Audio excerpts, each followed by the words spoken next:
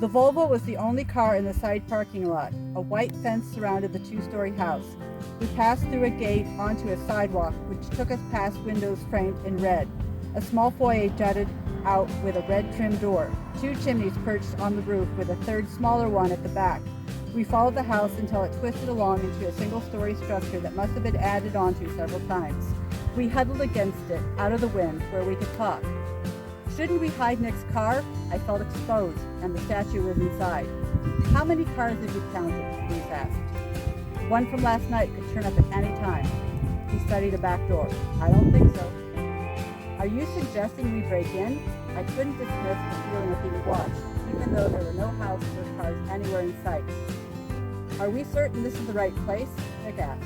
I mean, he trailed off with a shrug. Walter fiddled with the chess piece. The idea of breaking into a museum made him uncomfortable too, which is why we hadn't told him until we pulled into the parking lot.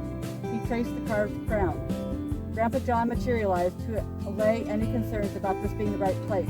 It's in there, front room, on the mantel. A blast of wind from the bay would have knocked off his hat had he been mortal. He fingered his overall strap with agitation. Grandpa John says, oh, never mind, hold my hand. I took Nick's hand first.